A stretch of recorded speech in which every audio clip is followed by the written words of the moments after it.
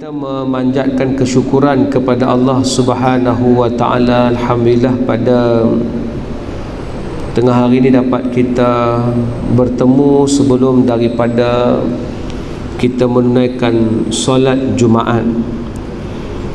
Tajuk yang saya pilih pada tengah hari ini adalah adakah Islam agama inovasi? Dipilih tajuk ini kerana mutaakhir ini seumpama umat Islam sudah memiliki segala-galanya. Lalu yang tidak ada adalah benda-benda yang kecil-kecil, menyebabkan umat Islam pun sibuk membicarakan benda yang remeh-temeh mutaakhir ini. Umat Islam kini lebih sibuk bercakap soal-soal kecil, soal-soal pergaduhan, soal-soal benda-benda kontroversi, soal-soal konspirasi, soal-soal berkenaan dengan benda yang tidak boleh kontrol. Barat selalu menyebut kepada kita ada dua circle, dipanggil circle of concern dengan circle of influence. Benda yang kita boleh kontrol dengan benda yang kita tak boleh kontrol. Walaupun dia datang daripada barat, itu yang Islam sebut. Ada benda yang memang di bawah kemampuan kita, ada benda yang tidak mampu untuk kita kawal. La yukallifullahu nafsan illa wus'aha. Itu peraturan yang Allah letakkan. Allah tidak memberikan kepada kamu bebanan melainkan wus'aha, yang kamu mampu. Itu dipanggil circle of influence, benda yang kita boleh kawal. Tapi benda yang kita tak boleh kawal, kenapa menjadi topik mutaakhir ini yang sibuk kita bicarakan? Ketika Microsoft sedang sibuk untuk meletakkan sebuah pusat cloudnya di sebuah laut, dia cuba untuk mencari satu tempat yang cloudnya nanti tidak menghadapi masalah kepanasan, kerana bila mereka membuat sistem perkomputeran untuk cloud ini memerlukan sejuk yang sangat besar. Lalu mereka cari solusi yang terbaiknya adalah pergi cari lautan yang memiliki darjah suhu yang paling rendah untuk diletakkan cloud bagi menjamin security dan menjamin stability. Itu perbincangan yang Microsoft sebut, tetapi umat Islam sebut benda lain. Berbincang benda-benda yang remeh-temeh. Adakah Islam agama yang remeh-temeh hinggakan kita tidak ada benda besar nak dibicarakan? Sebab itulah tajuk yang saya sebut ini, untuk mengelakkan umat Islam daripada berfikir benda yang kecil. Kita nak umat Islam kembali semula kepada peranannya sebagai seorang Muslim yang benar. Sebab itulah tajuk yang saya pilih, adakah Islam agama inovasi? Untuk pengetahuan, ciptaan di dalam dunia ini kebanyakannya bermula daripada umat Islam, dikembangkan daripada umat Islam, dikembangkan daripada saintis dan cendekiawan Islam. Barulah daripada itu jadinya benda-benda yang ada pada mutaakhir ini. Barulah adanya benda-benda yang kita lihat di dunia moden kerana mulanya daripada Islam.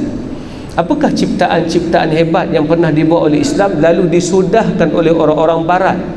Dan umat Islam hari ini sibuk bercakap benda lain, sibuk berbicara benda-benda yang tidak sepatutnya menjadi perbincangan. Nak kata Nabi tak larang, Nabi dah sebut min husnil islamil mar'i tarkuhu ma la ya'ni.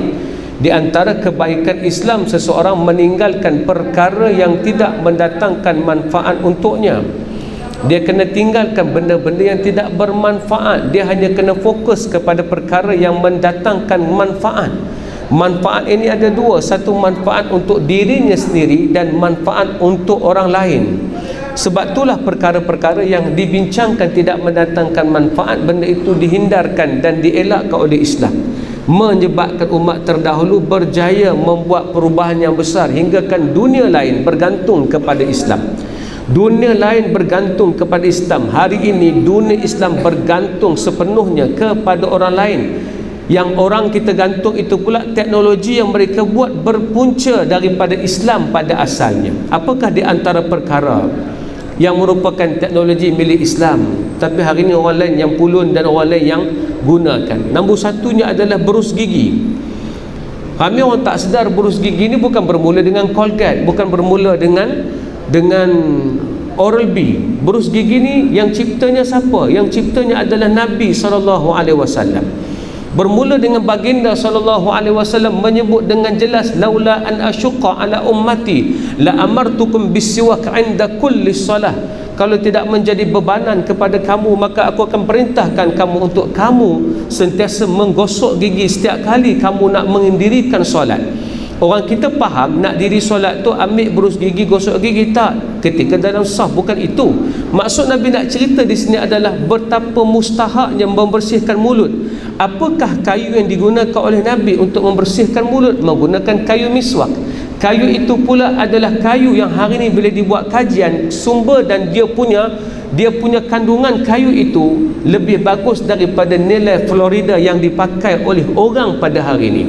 Dan untuk pengetahuan kita, sebelum datangnya Pepsodent, umat Amerika ataupun orang di Amerika dulu tidak gosok gigi. Bermula dengan Pepsodent inilah baru orang Amerika menjadi rutin mereka untuk menggosok gigi. Sebelum itu gosok gigi adalah perkara pelik bagi orang-orang di Amerika. Setelah Pepsodent buat iklan pulun untuk menunjukkan cara terbaik membersihkan mulut, menyebabkan lepas itu menjadi habit. Habit itu bermula dengan apa? Bermula dengan iklan yang dikemukakan dan produk yang dikemukakan oleh Pepsodent pada masa itu. Tapi Islam telah lama mengasaskan benda ini, dan berus gigi adalah ciptaan Nabi SAW. Kerana umat sebelum itu dan orang sebelum itu tidak pernah kisah pun soal berkenaan dengan pembersihan mulut. Tetapi malang penyudah teknologi itu adalah daripada Oral-B, Colgate, Dali dan sebagainya. Mana orang Islam di sini? Tak, orang Islam terlampau sibuk kerana mereka sibuk tentang kunut ini kena buat ataupun tidak. Mereka terlampau sibuk adakah Dajjal sudah datang ataupun tidak. Mereka terlampau sibuk tentang konspirasi yang berlaku di kalangan mereka. Ini yang menjadi masalah yang harus kita kembalikan semula. Buang benda-benda remeh-temeh ini, kerana itu asas yang Nabi ajar kepada kita. Kalau Nabi boleh mencipta teknologi, kenapa umat Islam hari ini tidak menyahut seruan baginda sallallahu alaihi wasallam? Itu yang pertama kalau dilihat daripada apa yang pernah ada di dalam umat Islam. Yang lainnya yang pernah ada kepada umat Islam, pernahkah kita tahu bahawa bagaimana seorang saintis yang sangat hebat memberikan suatu penemuan yang sangat bagus? Bagaimana saintis yang hebat ini bertemu dengan satu teknik yang dia kaji tentang jantung, namanya Ibnu Nafis.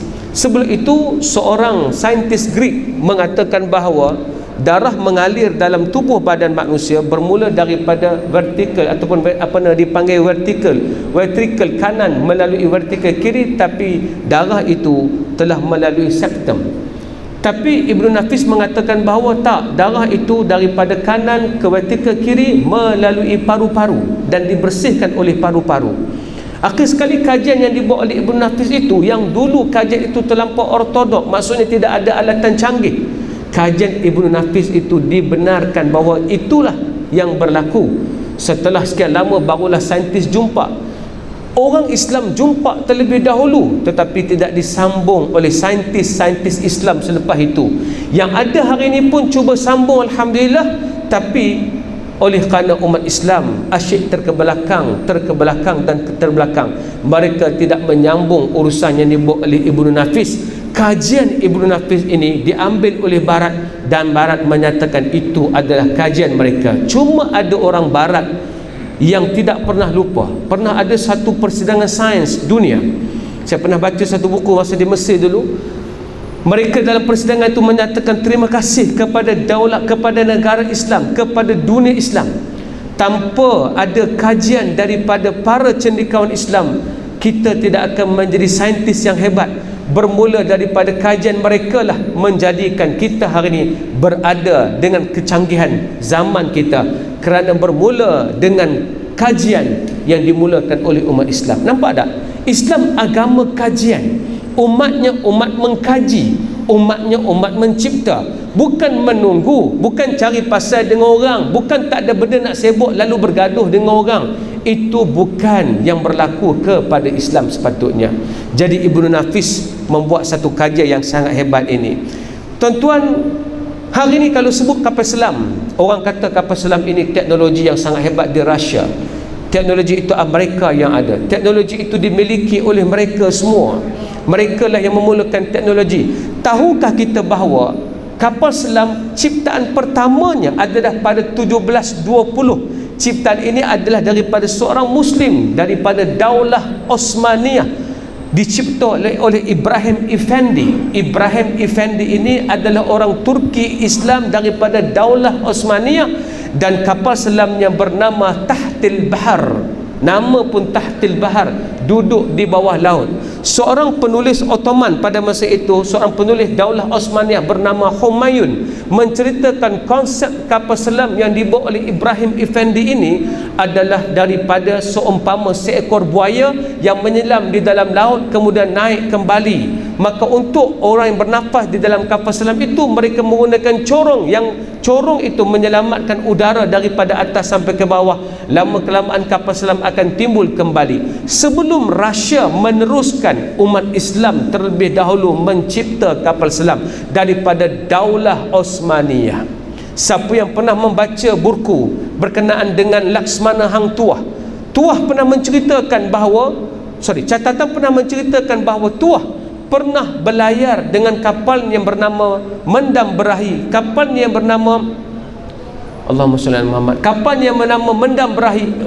Kapalnya yang bernama, lupa nama kapal, nanti saya siap balik. Kapalnya daripada kapal yang digunakan oleh Tuah ini sampai pernah pergi ke Turki. Dalam catatan itu menunjukkan ketika Tuah sampai di Turki, mereka panggil Raja Turki itu dengan Raja Rom pada masa itu.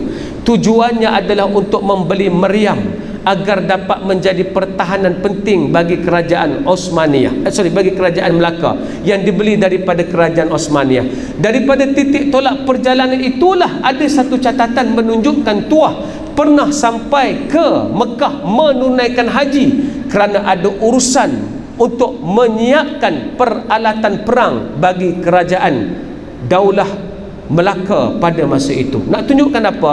Osmaniyah memang sebuah kerajaan yang mencantumkan seluruh teknologi, termasuklah penciptaan daripada zaman sampai zaman kita ini. Kalau 1720 itu tidak lama tuan-tuan, adalah kapal selam dicipta oleh umat Islam. Tapi penerusnya siapa? Teknologi itu diambil oleh siapa?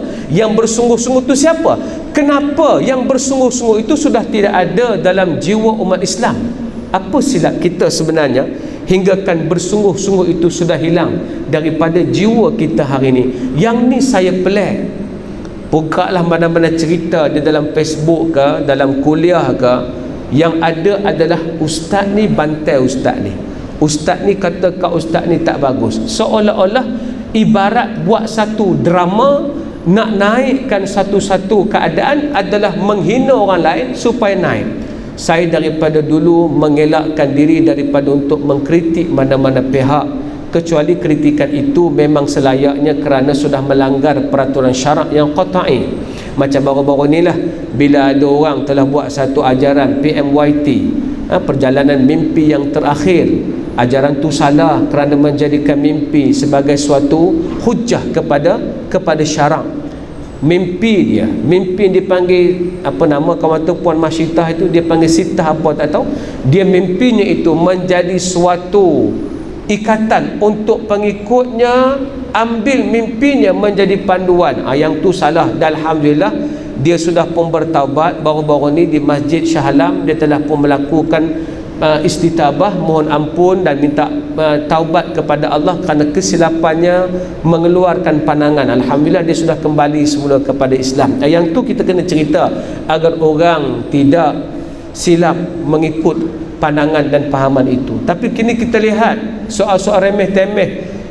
Ingat tuan-tuan, saya nak bagi satu ilmu hari ini, iaitu kalau tuan-tuan tengok ustaz-ustaz bergaduh, tandanya mereka sedang bergaduh dalam perkara furu'. Sebab perkara qat'i tidak akan ada orang bergaduh. Kalau perkara qat'i, siapa-siapa khilaf daripada para qat'i, dia memang sesat. Contoh dulu ada di Mesir seorang ulama yang bernama Syekh Ali Abdul Raziq.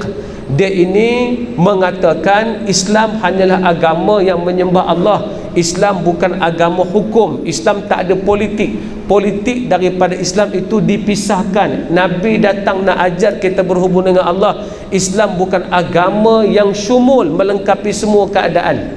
So dia menyatakan bahawa Islam ni agama untuk berhubung dengan Allah. Politik tak ada dalam Islam, kehakiman tak ada dalam Islam, kita boleh pakai sistem lain.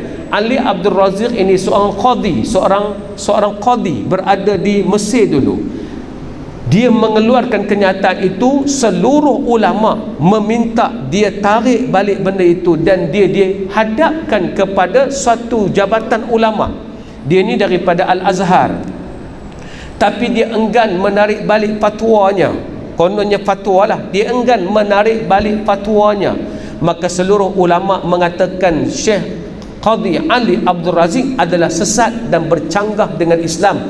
Ditarik balik status dia sebagai ulama dan dia terkeluar daripada jalan ulama. Maka pandangan yang bercanggah, kerana apa yang disebut itu perkara qat'i yang tak ada khilaf di kalangan ulama. Yang tu ulama tak akan bergaduh, ulama akan terus buat keputusan dan menjatuhkan hukuman kepadanya. Tapi yang kita duk tengok hari ni semua perkara furu', kita mudah fahamnya dia dalam konteks dan kondisi grey zone. Apabila dia berada dalam grey zone, kita kena lapang dada, izinkan mana-mana orang nak menyebut mana-mana pandangan, dan jangan cuba menghujung. Hujung ni jangan cuba untuk condemn dan menghina, kerana semua itu pandangan. Kecuali begini, pandangan itu pandangan yang bercanggah dengan Selangor, pandangan yang bercanggah dengan wilayah, pandangan yang bercanggah dengan majlis agama. Yang tu ya kita berhak untuk memberikan teguran. Tetapi kalau pandangan itu tidak bercanggah, sekadar hanya perbezaan, tolonglah jangan kita terbabit sama. Kita ni dah lah orang awam, pi terbabit sama. Yang kedua pula, kalau sebagai asatizah tak payahlah untuk mengkeruhkan keadaan, untuk membawa benda-benda yang menyebabkan akhir sekali menghidupkan suasana khilaf. Islam ini dia sangat menggalakkan penyatuan. Nabi tak izinkan langsung ada unsur khilaf yang menyebabkan perpecahan. Khilaf yang Nabi izinkan apabila khilaf itu memudahkan urusan orang untuk mengambil mana-mana pandangan yang sesuai dengan keadaan mereka, tetapi mereka masih lagi bersatu. Tetapi kalau sudah berpecah, tolonglah tuan-tuan. Ini kita tak nak tuan-tuan. Tolonglah hindarkan daripada perpecahan. Ini saya nak nasihat sungguh supaya tuan-tuan juga fokus. Saya tak nak orang datang masjid ni tidak fokus. Orang datang masjid hanya berfikir benda-benda yang remeh-temeh, rugi masa, kerana kita ada masa yang sangat terhad. Kita nak inovasi itu kembali, kita nak teknologi itu kembali, kita nak Islam menguasai balik. Pantang larang Islam adalah berada di bawah. Islam ini mesti berada di atas. Wala tahinu wala tahzanu wa antumul a'launa in kuntum mu'minin. Siapa dengar tazkirah ini mesti fikir keluar daripada masjid, aku nak jadikan Islam berada di atas. Aku tak boleh tumpang orang lain, mesti Islam dahulu menguasai. Orang kena tumpang Islam, bukan kita tumpang orang lain. Kalau kita ada falsafah itu, kita dihidangkan dengan perkara pergaduhan, kita tolak tepi. Kita kata minta maaf, aku tak akan sibuk benda ni, kerana ini menyusahkan dan menyebabkan aku lari daripada jalan ke depan ni. Tolong tuan-tuan, jangan bagi siapa-siapa tarik kita masuk dalam circle pergaduhan, circle yang dipanggil circle of concern tadi. Benda yang kita tak boleh kontrol pun, buat apa kita nak sibuk? Ambil tahu okey, tapi jangan sibuk tuan-tuan. Jadi itu antara ciptaan yang dibuat. Yang lain juga dicipta oleh umat Islam tuan-tuan. Kita duk marah orang duk guna tahun Masihi, ada 365 hari. Tahukah kita bahawa tempoh tahun Masihi 365 hari itu ditemui oleh saintis Islam.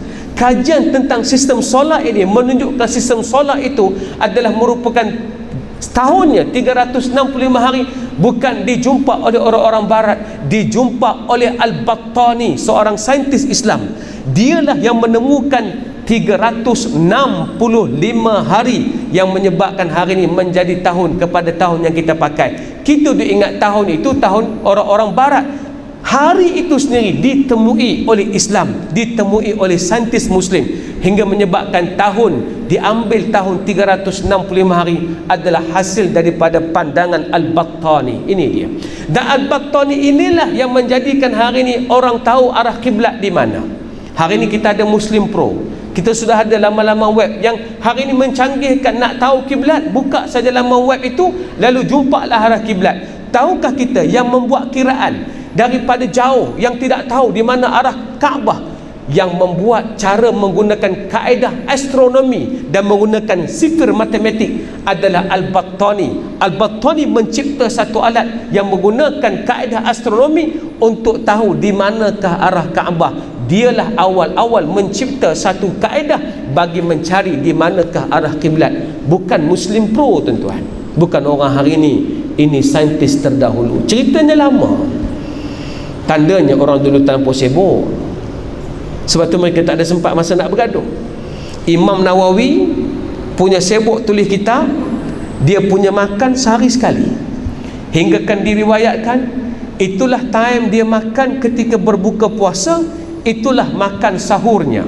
Maknanya datang waktu maghrib, itulah waktu dia makan. Bila dia makan, makan itu akan bertahan sampai hari esok, dan itulah sehari saja dia makan. Bukan kerana dia diet ke, dia jaga pemakanan kesihatan, tak.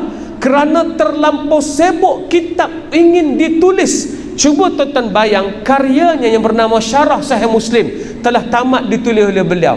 Ada satu karya yang dia tak sempat untuk tamatkan, namanya adalah kitab Majmu'. Dia hanya sempat sampai jilid yang ke-7, dan dia tidak sempat menghabiskan sampai ke jilid yang selebihnya.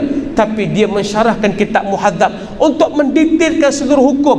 Cuba bayang kenapa dia tak sempat untuk makan. Kalau makan pun tak sempat, nak gosip, nak ambil tahu masalah lain yang furuk dan memecah belahkan masyarakat, lagilah Imam Nawawi tidak sempat. Hari ni orang sempat, oh tak faham kita.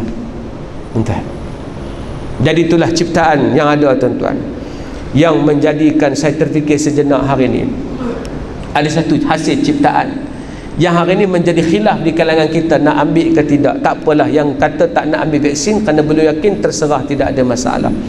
Tetapi yang mengambil vaksin kena ingat, vaksin ini bukan benda luar daripada Islam. Tahukah kita, sebelum saintis macam Edward Jenner dan juga Louis Pasteur menemui vaksin ini, sebenarnya vaksin ini sudah ditemui oleh saintis Turki sejak daripada awal dulu. Ketika berlakunya penyakit cacar yang menjadi merebak di kalangan negara, ketika itu ada seorang saintis yang tak disebut namanya, tapi daripada Turki, dia ini mencipta, menggunakan vaksin untuk menghapuskan cacar, menghapuskan penyakit cacar. Apa yang digunakan adalah mengambil cacar lembu, kemudian daripada cacar itulah dia modify sampai menjadi vaksin, dan vaksin itu digunakan untuk merawat penyakit cacar tersebut, menyebabkan selamat orang Turki di zaman hari itu daripada ditimpa dengan virus ataupun dengan penyakit demikian, menyebabkan sebelum daripada barat menemui vaksin adalah datang daripada Islam.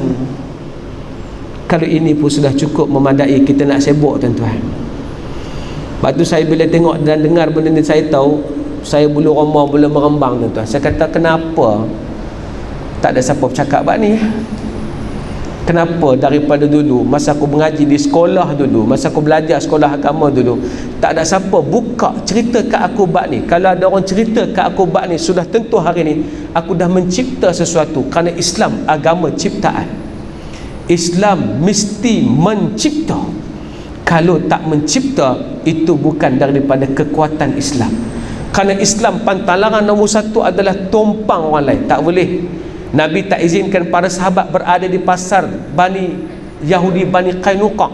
Nabi tak izinkan Nabi tumpang pasar orang lain lama-lama. Nabi tubuh sebuah pasar sendiri, yang pasar itu berada depan kota kota Madinah. Pasar itu tidak berada di tengah-tengah kota Madinah, tapi berada di pintu masuk kota Madinah. Semoga apa? Menyebabkan penghantar barang bila masuk nak hantar barang, mereka nampak nak masuk ke dalam pasar Yahudi, jauh tengok ada pasar Islam. Menyebabkan seluruh sistem dikontrol semula oleh Nabi. Nabi rampas sistem kontrol daripada orang Yahudi, menyebabkan kontrolnya semua datang daripada Islam.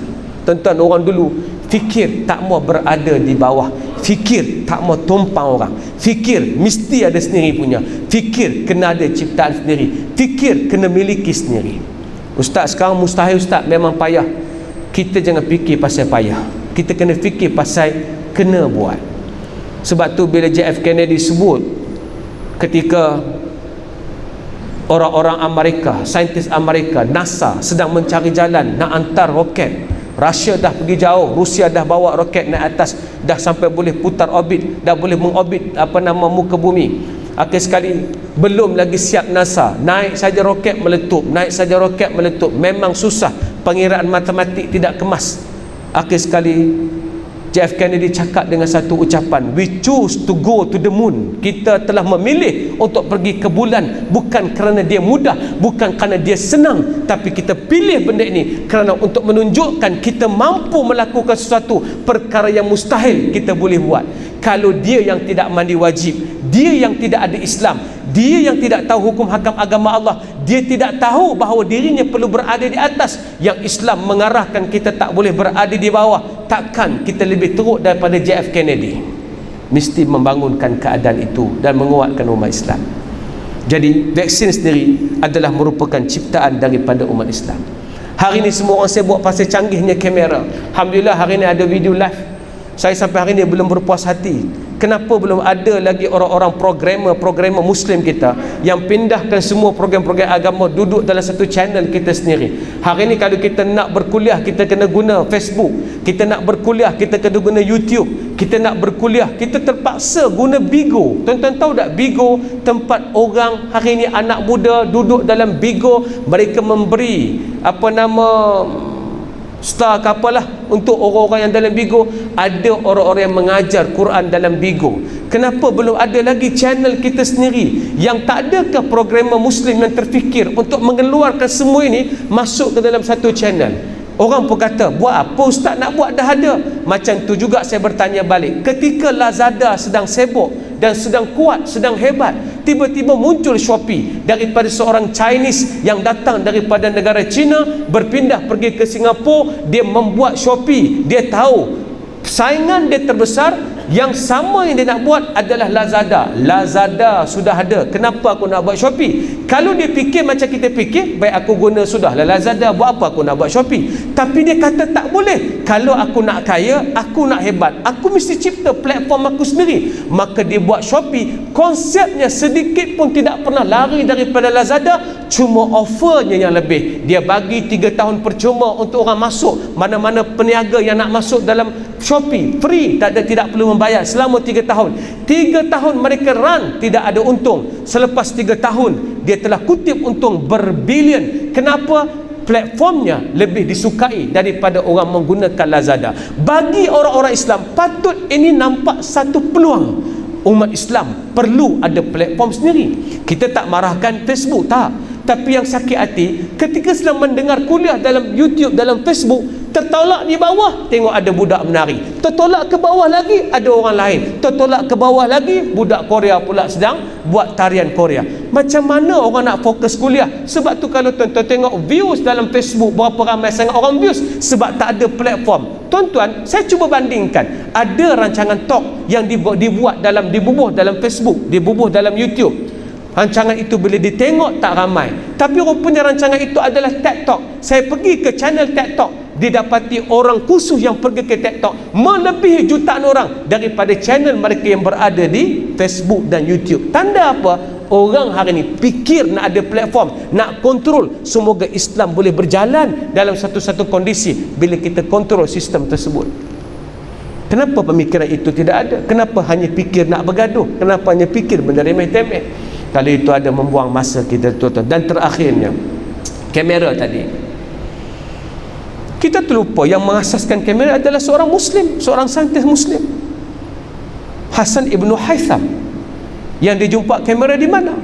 Dia jumpa kamera kerana dia dipenjarakan, kerana dia ada kesilapan dengan kerajaan pada masa itu. Kerajaan mempenjarakan dia. Kita kalau kena penjara, kita hanya fikir bila nak keluar, apa nak jadi dengan aku, apa nasihat aku. Tak, Hasan Ibn Haytham masuk penjara, sempat mikir apa lagi benda aku tak dan kaji. Tiba-tiba tengah berada dalam penjara itu, di celah-celah tingkap yang berada di atas celah-celah tingkap itu, ada cahaya bulan masuk. Bila cahaya bulan tu masuk, cahaya bulan tu memantul ke arah dinding, tetapi cahaya bulan tu terbalik. Di situlah dia menyumpai kaedah optik. Sebab tu dalam kaedah pengkajian mata, pengkajian optikal mata, yang menemu kajian ini adalah Hasan Ibn Haytham. Tapi penemuan kamera yang berdasarkan kepada Bayang terbalik adalah bermula daripada Hasan Ibn Haytham ketika dia dipenjarakan. Bila dia keluar daripada penjara, dia pun membuat satu kamera yang tujuannya untuk melihat dan menangkap gambar. Akhir sekali dia berjaya untuk menunjukkan betapa pentingnya satu lubang kecil yang bila masuk di dalamnya cahaya menyebabkan boleh memberikan kebaikan, hingga kan dinamakan kamera. Tahukah kita? Kamera perkataan berasal daripada qamara, bulan, tuan-tuan. Siapa yang sambung untuk habiskan kamera? Sony. Siapa yang menamatkan dia? Siapa yang menjadikan dia canggih? Hari ini sudah tentu Oppo, hari ini sudah tentu orang lain. Mana umat Islam? Takkanlah benda begini kita rasa tak apalah bagi orang lain sebab kiamat dah dekat. Biarpun kiamat sudah dekat, tapi Nabi tak izinkan satu hari pun kita berada di bawah. Nabi tak izinkan satu hari pun kita membiar kita dikuasai oleh orang lain, walaupun kiamat akan datang esok, tuan-tuan. Jadi jangan ada perasaan nak duduk di bawah orang. Kalau ada perasaan tu, kita tidak akan teragak-agak untuk tolak tepi semua benda-benda picisan, benda-benda bergaduh, benda-benda remeh-temeh. Kita akan mengambil lapang dada, natasamahu fi makhtalafna, mari kita bertolak ansur dalam perkara yang kita berbeza. Wa nata'awanu ba'duna ba'dan fi mattafaqna, jom kita bantu dalam perkara yang kita bersepakat. Wallahu alam. Saya tak mau panjang kerana ada masa untuk pengumuman dan akan ada lagi beberapa yang lain akan dibacakan ataupun akan dihidangkan pada kita surah Kahfi, dan ada pengumuman lain lepas ni insya-Allah. Minta maaf kalau ucapan saya agak tegas, tetapi tegas saya kerana melihat Islam dalam keadaan begini. Mohon maaf kalau seandainya orang marah dengan apa yang saya ucapkan, tapi saya tidak ada niat lain. Saya tak nak tengok Islam berada di bawah. Saya tak sanggup melihat Islam menumpang orang lain. Saya tak mau tengok dah lepas ni kita terpaksa bersengih-sengih mencari platform orang lain untuk menaikkan Islam. Platform kita patut ada, kita gunakan kita punya sendiri, dan kita ada kekuatan kita sendiri. Percaya tak, sekali umat Islam menggunakan platform mereka, orang lain akan merasa bimbang, dan kebimbangan mereka menguntungkan Islam. Kenapa? Lama kelamaan mereka akan bersama dengan Islam. Kalau mereka tak masuk Islam pun, mereka tak berani untuk mengusik Islam, kerana Islam menjadikan mereka itu lebih baik. Terakhir, tuan-tuan, seorang Chinese baru ni, dia buka syarikat besar, saya tak mahu sebut syarikat apa. Dia bertanya kepada kawan saya, bila dia jumpa kawan saya, dia tanya, saya nak bayar zakat boleh? Dia tu Cina, dia buat perniagaan, untung banyak. Dia kaji-kaji sistem yang paling bagus untuk bayar duit dia, bukan cukai tapi zakat. Zakat peribadi. Dia kata dia nak keluar zakat peribadi, boleh tak? Kawan saya pun pergi tanya kawan di lembaga hasil, seorang yang bekerja lembaga hasil. Lembaga hasil pun kata tak boleh, untuk keluarkan zakat hanyalah orang Islam. Cuba tuan-tuan bayang, kawan tadi impress dengan sistem zakat. Dia dah kaji. Dia kata, oh rugi oh, kalau I boleh keluar zakat lah, seronok oh, sistem ni baik lah. Dia boleh nampak benefit yang dia dapat bila Islam berada di atas. Dia kata apa? Cuma saya tak Islam tak boleh. Kawan saya pun kata dekat dia, you masuk Islam apa? Dia kata apa? Fikir jugalah. Tapi fikir juga tu, melihat apa yang ada kepada umat Islam, dia jadi takut balik, tuan-tuan. Jadi kita nak sambut supaya bila dia masuk Islam, sistem kita dah makin kemas. Kita bukan lagi bergaduh, topik kita di masjid bukan lagi bercakap benda-benda remeh-temeh, tapi membawa umat kepada satu level yang lebih jauh, insya-Allah. Inilah tajuk benar Islam itu agama inovasi, kerana Nabi yang mengajarnya, para sahabat ikut, dan sampai ke penghujung diikut oleh semua orang. Cukup sekadar itu, insya-Allah. Innahu wasamiul alim. Saya ada bawa sebuah tabung tuan-tuan untuk sekolah saya, dah lama tak beroperasi. Mudah-mudahan tuan-tuan dapat membantu sikit agar kami dapat untuk susun balik untuk tahun depan ni, sebab sekarang dah agak boleh sikit. Sepanjang setahun lebih ni kita tak operasi langsung, dan banyak guru dah terpaksa berhenti. Tahfiz saya tu tak ada orang dah, tuan-tuan, tinggal ada 2 ustazah ya yang buat online. Mereka tu pun kekal, dan saya dah tak mampu bayar gaji mereka. Mereka hanya buat apa yang semampunya, dan kita sedang merangka kepada lebih jauh, insya-Allah. Kami sedang siapkan satu web, tuan-tuan, insya-Allah, website untuk kumpulkan para ustaz nak dengar ceramah dalam tu. Apa nama website tu, insya-Allah saya akan umumkan lepas ni. Kalau tuan-tuan buka sekarang pun dah boleh tengok, cuma kita belum perfect lagi. Dan kita akan cuba untuk siapkan platform ini agar lepas ni kalau jadi pandemik ke jadi apakah, ustaz-ustaz kita boleh berada di situ dan memberikan ceramah tak panjang 3-4 minit, kita bagi kulasah penting, kita bagi nota, kita bagi infografik dalam ceramah itu. Yang paling mustahak hari ini adalah penceramah itu kita akan sebut siapakah dia, apakah background dia, latar belakang dia ni apa kepakaran dia. Kalau dalam Facebook tuan-tuan tengok, tak tahu ustaz mana, tiba-tiba jadi ustaz, tiba-tiba keluar, tiba-tiba bercakap satu tajuk, kita pun tak tahu siapa dia ni, belajar di mana, mana ilmu dia ambil. Yang dalam website kita nanti kita akan tunjuk, bila ustaz tu berceramah, tuan-tuan akan boleh tengok sijil dia, tahu siapa iktiraf dia ada tauliah daripada mana, insya-Allah. Kita akan cuba buat sampai tahap tu. Itu tugas saya buat part saya, I do my part, dan kalian juga buat tuan-tuan punya part, insya-Allah. Cukup sekadar tu. Ada tabung di ujung sana tuan-tuan, di pintu masuk. Tuan-tuan semualah insya-Allah, agar kami dapat teruskan sekolah dan meneruskan sekaligus untuk menyiapkan web ini tuan-tuan, agar menjadi yang terbaik untuk menjadi pengisi, insya-Allah. Assalamualaikum warahmatullahi wabarakatuh.